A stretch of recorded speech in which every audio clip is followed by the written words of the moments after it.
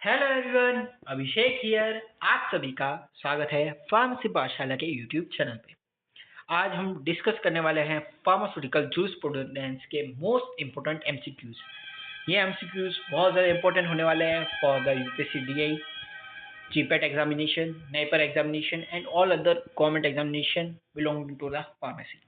इस सीरीज के अंदर हम टोटल 25 एमसीक्यूज को डिस्कस करेंगे। तो चलिए शुरू करते हैं। हमारे पास सबसे पहला क्वेश्चन जो आ रहा है वो आ रहा है ड्रग एंड कॉस्मेटिक एक्ट से। ये क्वेश्चन क्या पूछ रहा है हमसे? The drug and cosmetic act was passed on.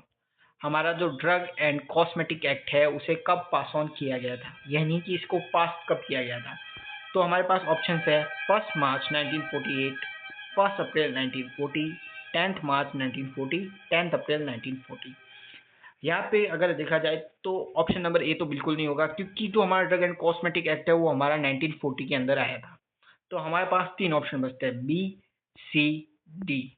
इसमें से एक ऑप्शन और काट देते हैं, मार्च वाला, क्योंकि ये 5 अप्रैल के अंदर हुआ था, यानी सी भी नहीं होगा। तो अब हमारे पास 2 ऑप्शन बचते हैं, बी एंड डी। बी 1 अप्रैल 1940, डी 10 अप्रैल 1940। करेक्ट आंसर कमेंट जरूर कीजिएगा। यहाँ पे जो हमारा सही जवाब होने जा रहा है वो होने जा रहा है डी, 10 अप्रैल 1940। 1 अप्रैल नहीं है, बहुत से स्टूडेंट को कंफ्यूजन रहता है, लेकिन हमारा जो यहाँ पे सही जवाब होगा वो होगा 10 अप्रैल 1940। अब बात करते हैं हमारे क्वेश्चन नंबर 2 की। The latest amendment in the drug and cosmetic act was made in the year. जो लेटेस्ट अमेंडमेंट आया था ड्रग एंड कॉस्मेटिक एक्ट में वो कौन से सन में आया था? लेटेस्ट वाला अमेंडमेंट कौन सी ईयर में आया था? तो हमारे पास 4 ऑप्शन है, 1996, 2005, 2008, 2016। देखो 1996 को तो काट ही देता है, ये तो बहुत ज़्यादा पुराना हो गया। यहाँ पे जो हमारा सही जवाब होगा वो होगा 2016। इसमें कुछ समझाने वाला है नहीं, ये आपको याद रखना ही पड़ेगा। नेक्स्ट बात करते हैं क्वेश्चन नंबर 3 की। If a drug is so coloured, coated or polished that damage its therapeutic value, it is known as।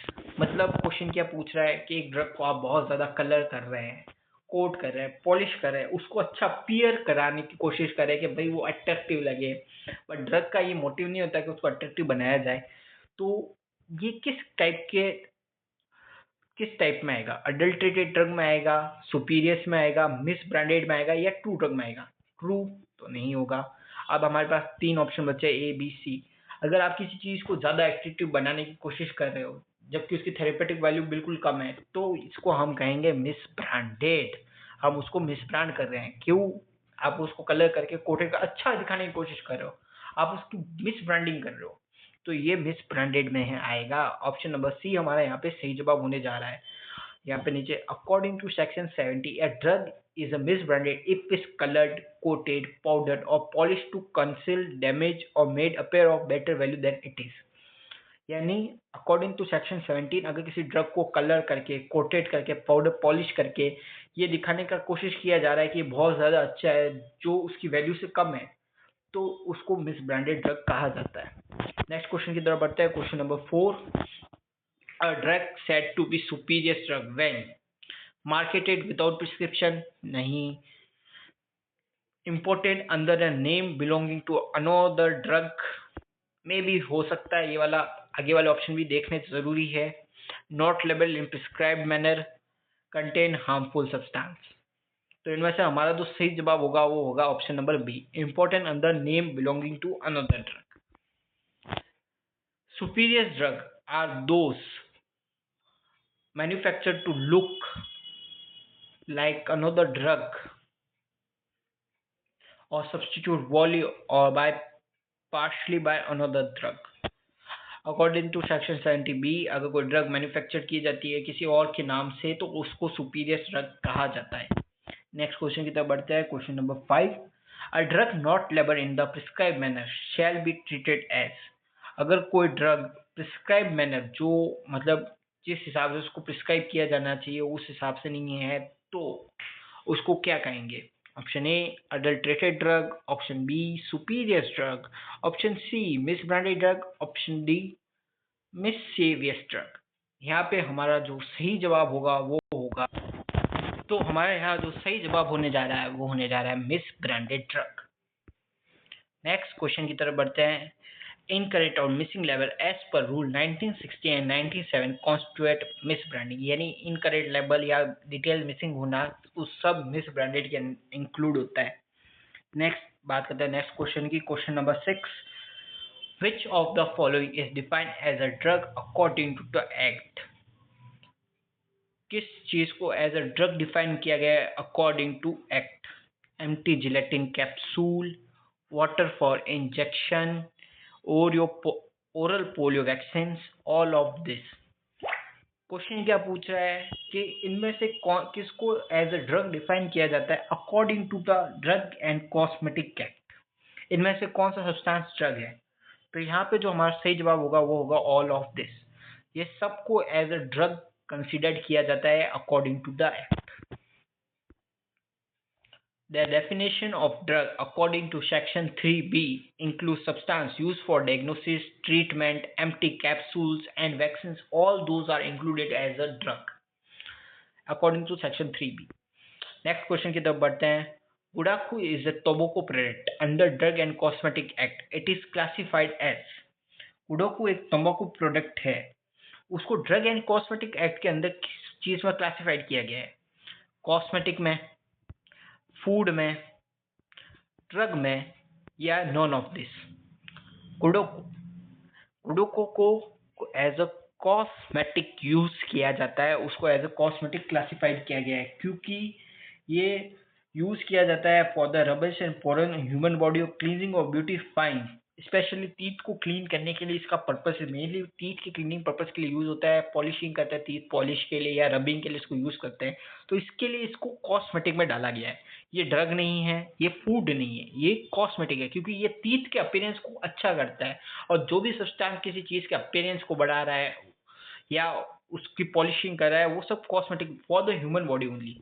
ठीक है, यहाँ पे नीचे मेंशन भी होगा, product intended to be rubbed या pour on the human body for cleansing और beautifying including teeth are cosmetic.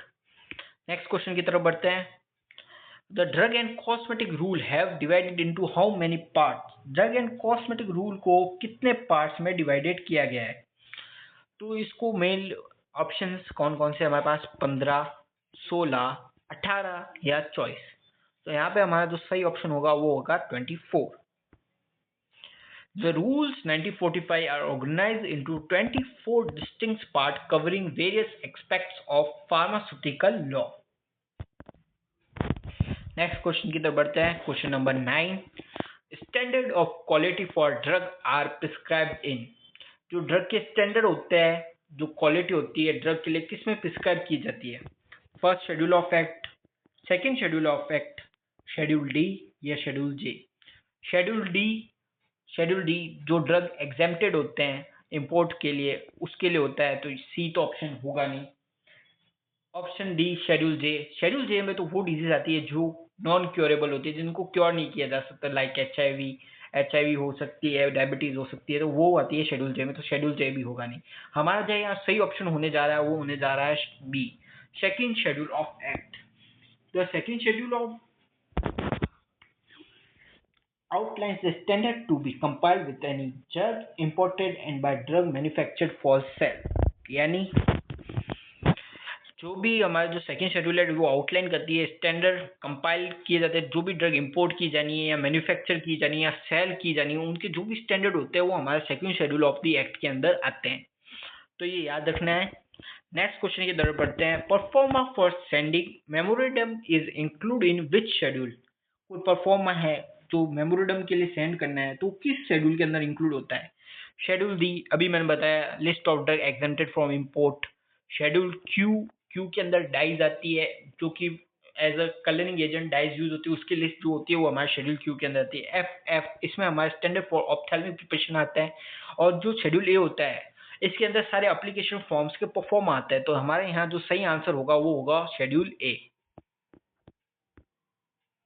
Schedule A contains various forms for applications, licence and official memorandums, तो हमारा यहाँ सही जवाब शेड्यूल ए होगा। Next question number 11, blood and blood products are govern by which schedule. Blood and blood product किस schedule के अंदर आते हैं? Schedule B, schedule schedule B, schedule C and C1, schedule G या शेड्यूल डब्ल्यू। अगर schedule B की बात करें तो हमारा जो शेड्यूल बी होता है उसके अंदर सारी फीसिस इंक्लूड होती है जो कि लेबोरेटरी टेस्टिंग के लिए यूज होती है। फॉर सेंट्रल एंड स्टेट के लिए जो एनालिटिकल पर्पस के लिए जो फीसिस लगती है वो हमारे शेड्यूल बी के अंदर आती है। तो शेड्यूल बी कट हो गया। शेड्यूल जी, जो ड्रग किसी के गार्डियन में ली जाती है वो हमारे शेड्यूल जी में आती है, या सुपरविजन में जो ड्रग ली जाती है वो शेड्यूल जी में आती है। शेड्यूल डब्ल्यू में हमारी लिस्ट ऑफ जेनेरिक ड्रग आती है, और जो हमारा शेड्यूल सी एंड C1 है वो बायोलॉजिकल प्रोडक्ट्स को इंक्लूड करता है, और blood and blood product are biological product. तो हमारे यहाँ जो सही जवाब होने जा रहा है वो होने जा रहा है schedule C and schedule C1। Next question की तरफ बढ़ते हैं। शेड्यूल सी या C1 covers biological and special products including serums, vaccine and blood products. तो हमारे यहाँ सही जवाब शेड्यूल सी एंड C1 होगा। नेक्स्ट वीडियो की तरफ बढ़ते हैं। List of Ayurvedic poison is related to. जो पॉइजनस सब्सटेंस होते हैं जो कि आयुर्वेदिक के अंदर मेंशन है वो हमारे कौन से शेड्यूल के अंदर आता है?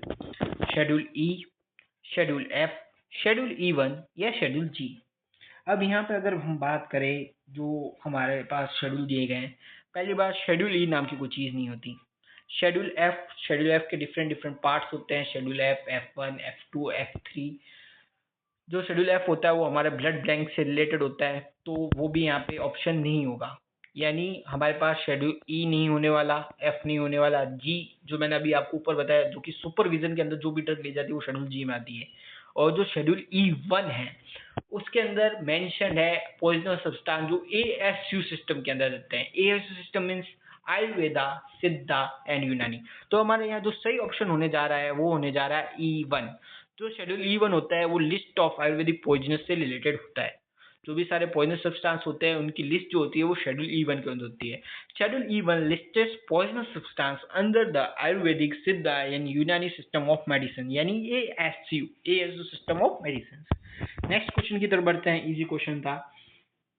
Schedule FF is related to parental preparation, ointment formulation, skin cosmetic या ऑप्थेल्मिक प्रिपरेशन। अभी अभी अभी प्रीवियस क्वेश्चन में हमने डिस्कस किया था कि जो हमारा शेड्यूल FF होता है वो ऑप्थेल्मिक प्रिपरेशन से रिलेटेड होता है। इसको याद रखने की ट्रिक भी है FF मतलब टू फोकस करने के लिए क्या चाहिए? दोनों आंखें चाहिए। दोनों आंखों से क्या होता है? दो बार फोकस होता है। एक ही साथ का फोकस होता है, एक ही साथ का फोकस होता है। यानी शेड्यूल FF किसके लिए होगा? आइज के लिए। आइज की प्रिपरेशन को क्या कहते हैं? Ophthalmic preparation. तो यहाँ हमारा सही आंसर होने जा रहा है schedule D। Schedule FF outlines the standard for ophthalmic preparation, eye drops, ointments, ये सारी चीजें शेड्यूल FF के अंदर इंक्लूड होती है। नेक्स्ट क्वेश्चन की तरफ बढ़ते हैं। Question number 14 list of drug which should be used under medical supervision only. अभी प्रीवियसली मैंने आपको इसका भी डिस्कस किया है। शेड्यूल H जो ड्रग की विदाउट प्रिस्क्रिप्शन नहीं दी जा सकती, जिसको विदाउट प्रिस्क्रिप्शन आप सेल नहीं कर सकते, वो शेड्यूल H के अंदर आती है। शेड्यूल आई जैसा कुछ नहीं होता। शेड्यूल J जो डिजीज क्योर नहीं की जा सकती। तो और पीछे बचा शेड्यूल जी से गार्डियन क्या करता है? सुपरविजन करता है। तो हमारे यहाँ ऑप्शन होने जा रहा है सही option A, schedule G। Drug in Schedule G must be a label caution it is danger to take this preparation except under medical supervision। यानी जो भी शेड्यूल जी की प्रिपरेशन होती है उनके ऊपर एक लेबल लगा होता है, क्वेश्चन लिखा होता है it is danger to take this preparation. ये प्रिपरेशन लेना डेंजर है विदाउट किसी के सुपरविजन के। ये डॉक्टर के सुपरविजन के अंडर भी हो सकता है, फार्मासिस्ट के सुपरविजन के अंडर भी हो सकता है। नेक्स्ट क्वेश्चन की तरफ बढ़ता है। Schedule H drug belongs to. बहुत इजी क्वेश्चन है, इसका तो ऑप्शन पढ़ने की जरूरत नहीं है। ऑप्शन नंबर ए इसका राइट होने वाला है। प्रिस्क्रिप्शन ओनली ड्रग्स, जो लिस्ट शेड्यूल एच के अंदर लिस्ट ऑफ प्रिस्क्रिप्शन ड्रग आती है तो यहाँ का ऑप्शन सही होने वाला है prescription only drug. Narcotic drug schedule x में आता है। ट्रायल ड्रग शेड्यूल वाई में आता है। ओटीसी मेडिकेशन वो हमारी शेड्यूल के अंडर में आती है। Schedule H drug can only be sold by retail on the prescription of a registered medical practitioner। Schedule H की drug only registered medical RMP के प्रिस्क्रिप्शन पे ही सोल्ड आउट की जाती है by the retail. Next question की तरफ बढ़ते हैं। Question number 16 list of disease which drug में नॉट प्रपोर्ट टू प्रिवेंट और क्योर। ये भी हमने अभी प्रीवियसली स्लाइड्स में डिस्कस कर लिया था कि जो लिस्ट ऑफ डिजीज होती है जिसको क्योर नहीं किया जा सकता वो कौन से शेड्यूल में आती है। बात करें शेड्यूल जे की तो इसका ऑप्शन सही शेड्यूल जे ही होने वाला है। शेड्यूल के में ओके ड्रग यानी जो एग्जेम्प्टेड फ्रॉम सेल होती है like OTC medication. Schedule am good manufacturing practice. Schedule P life period of drug से इन्वॉल्व करती है। तो यहाँ पे जो हमारा सही ऑप्शन होने जा रहा है वो होने जा रहा है schedule J. Schedule J contains a list of diseases like AIDS, cancer, which a drug may not claim to prevent or cure. यानी शेड्यूल जे उन डिजीज की लिस्ट को कंटेन करती है जिसके हम क्लेम नहीं कर सकते कि इससे कि ड्रग इसको प्रिवेंट और क्योर कर सकता है। नेक्स्ट क्वेश्चन की तरफ बढ़ते हैं। शेड्यूल एम रिलेट्स टू, ये बहुत इजी क्वेश्चन है, इसका सही आंसर होगा जीएमपी प्रैक्टिसेस ए। आगे भी देख लेते हैं इसके ऑप्शंस क्या क्या है हमारे पास। क्लिनिकल ट्रायल्स शेड्यूल वाई हो गया। पैक साइज P1 हो गया। डिसइंफेक्टेंट शेड्यूल ओ हो गया। हमारा सही आंसर होगा schedule A. Schedule M details good manufacturing practices for factory premises plant and equipment. जो भी हमारे प्लांट या प्रीमाइसेस या इक्विपमेंट लगाने हैं, जो भी रिक्वायरमेंट है, उनके क्या स्टैंडर्ड्स है, वो सारे शेड्यूल एम के अंतर्गत आते हैं। Next question number 18। Schedule M1 prescribe requirement of. जो हमारा शेड्यूल M1 होता है वो किसकी रिक्वायरमेंट को प्रिस्क्राइब करता है। यहाँ पे हमारे पास शेड्यूल M आता है, M1 आता है, M2 आता है, M3 आता है। जो हमारा M2 होता है वो हमारा होता है कॉस्मेटिक्स के लिए, M3 मेडिकल डिवाइसेस के लिए, और जो M1 होता है वो हमारा होता है होम्योपैथिक मेडिसिन के लिए। एलोपैथिक शेड्यूल M में आप डाल सकते हैं। तो हमारे यहाँ जो सही आंसर होने वाला है वो होने जा रहा है होम्योपैथिक मेडिकेशन। यहाँ पे जो हमारा सही जवाब होगा वो होगा homeopathic medication. Schedule M1 specially covers GMP for the manufacturing of homeopathic medicine. Next question की तरफ बढ़ते हैं। Schedule M2 prescribes requirement for, अभी आपसे डिस्कस किया जो M2 होता है वो हमारी कॉस्मेटिक प्रिपरेशंस के लिए होता है। मेडिकल डिवाइसेस के लिए जो होता है वो हमारा शेड्यूल M3 होता है। मेडिकल गैसेस के लिए अभी तक कोई शेड्यूल है नहीं। बायोलॉजिकल के लिए C1 C2 होता है। तो हमारा यहाँ जो होगा वो होगा cosmetic. Next question number 20। Schedule P किसके लिए होता है। शेड्यूल पी होता है option number A life period of drug. Schedule option number B pack size of the drug. C price of drug. D patent life. जो हमारा schedule P होता है, हमारे पास शेड्यूल पी में भी दो होते हैं, एक P1। जो हमारा पी होता है वो होता है लाइफ पीरियड ऑफ ड्रग, और जो P1 होता है वो हमारा होता है pack size of the drug. तो हमारे यहाँ जो सही ऑप्शन होने जा रहा है वो होने जा रहा है life period of the drug. Next question की तरफ बढ़ते हैं। Schedule x covers. Schedule x बहुत फेमस शेड्यूल है, ये साइकोटिक सब्सटेंस को इंक्लूड करता है या नार्कोटिक ड्रग्स भी आप कह सकते हैं। तो ऑप्शन नंबर ए इसका सही जवाब होने वाला है। Question number 22। Schedule Y deals with. जो हमारा शेड्यूल वाई होता है वो किसके साथ डील करता है। अभी भी प्रीवियस क्वेश्चन में हमने बहुत बार डिस्कस कर लिया शेड्यूल वाई किसके लिए होता है। शेड्यूल वाई हमारे क्लिनिकल ट्रायल्स के रिगार्डिंग होता है। Schedule Y specifics the requirement and guidelines for clinical trials and the import manufacturing of new drugs. जो हमारी गाइडलाइंस होती है क्लिनिकल ट्रायल के लिए, वो सब की रिक्वायरमेंट्स जो भी मेंशन होती है वो हमारे शेड्यूल वाई के अंतर्गत मेंशन होती है। Question number 23। Application for licence to manufacture drug is in form. आपको एप्लीकेशन लगानी है मैन्युफैक्चरिंग के लिए, मैन्युफैक्चरिंग करनी है आपको ड्रग की, तो आप उसके लिए कौन सा फॉर्म फिल करेंगे। A24, B form number 19, C form number 25, D form number 20। तो यहाँ पे जो हमारा सही आंसर होने वाला है वो होने जा रहा है ऑप्शन ए फॉर्म नंबर 24। अगर आपको नई मैन्युफैक्चरिंग करनी है ड्रग की अदर देन बायोलॉजिकल सब्सटेंस, तो आपको फॉर्म नंबर 24 को फिल करना पड़ेगा। नेक्स्ट क्वेश्चन की बात करते हैं। Question number 24। Loan licence is granted for. Loan licence किस चीज के लिए ग्रांटेड किया जाता है। रिटेल सेल के लिए, होल सेल के लिए, मैन्युफैक्चर के लिए, या इंपोर्ट के लिए। पहले बात करते हैं लोन लाइसेंस होता क्या। लोन लाइसेंस ये होता है कि आपने किसी से लाइसेंस, आप किसी की इंडस्ट्री में जाके अपनी मैन्युफैक्चरिंग करा रहे हैं, उसके लिए लोन लाइसेंस दिया जाता है। तो उसके लिए ऑप्शन नंबर सी हमारा करेक्ट होने जा रहा है मैन्युफैक्चर। लोन लाइसेंस किस लिए ग्रांटेड किया जाता है, मैन्युफैक्चरिंग के लिए ग्रांटेड किया जाता है। A loan license is granted to person who does not have their own manufacturing facility but uses the facility of another license। यानी वो जो पर्सन ये लाइसेंस ले रहा है उसके पास खुद की मैन्युफैक्चरिंग फैसिलिटी नहीं है, पर वो किसी और की मैन्युफैक्चरिंग फैसिलिटी के अंदर अपना ड्रग मैन्युफैक्चर कर रहा है, देन मार्केट में अपना लेबल लगा के सेल कर रहा है, तो इसको लोन लाइसेंस कहते हैं। अगर आपके पास इतना अच्छा अमाउंट नहीं है कि आप मैन्युफैक्चरिंग यूनिट नहीं लगा सकते, तो आप लोन लाइसेंस लेके किसी इंडस्ट्री में उनके सेटअप से अपना ड्रग मैन्युफैक्चर करा सकते हैं। उनका जो पे आउट बनेगा वो आप उसको पे करना है और आप अपना ड्रग मैन्युफैक्चर कर सकते हैं। इन द इजी वे यही होता है लोन लाइसेंस। अब आज का last question, question number 25, requirement for sterile product and parental are in. जो हमारा पेरेंटल प्रोडक्ट और स्टेरल प्रोडक्ट के स्टैंडर्ड्स होते हैं वो शेड्यूल एम के किस पार्ट के अंदर का मेंशन होते हैं? शेड्यूल एम के पार्ट 1 ए में, शेड्यूल एम के पार्ट 1 बी में, शेड्यूल एम के पार्ट 1 सी में, या शेड्यूल एम के पार्ट 1 डी में? तो अगर हम बात करें शेड्यूल एम के पार्ट 1 बी की, तो वो होता है ओरल सॉलिड डोजेज फॉर्म के लिए। वही अगर बात करें शेड्यूल एम के पार्ट 1 सी की, तो वो होता है ओरल लिक्विड सिरप या एलिक्सर्स के लिए। और 1 डी की अगर बात करें तो वो होता है टॉपिकल प्रोडक्ट्स के लिए। और जो हमारा शेड्यूल एम का पार्ट 1 ए होता है वो होता है स्टेराइल प्रोडक्ट्स के लिए। यानी इसको याद रखना है, सबसे इंपॉर्टेंट क्या होता है? Sterile product. Then oral solid preparations, oral solid doses schedule part 1 B में आती है, 1 सी के अंदर लिक्विड आती है, एंड 1 डी के अंदर टॉपिकल प्रिपरेशन आती है। तो यहाँ पे जो हमारा सही आंसर होगा वो होगा option number A, schedule M का पार्ट 1 ए। नेक्स्ट, ये आज के टोटल सारे क्वेश्चंस हमने 25 क्वेश्चंस कंप्लीट कर लिया है with explanation.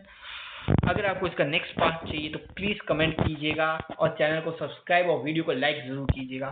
Thank you for the watching.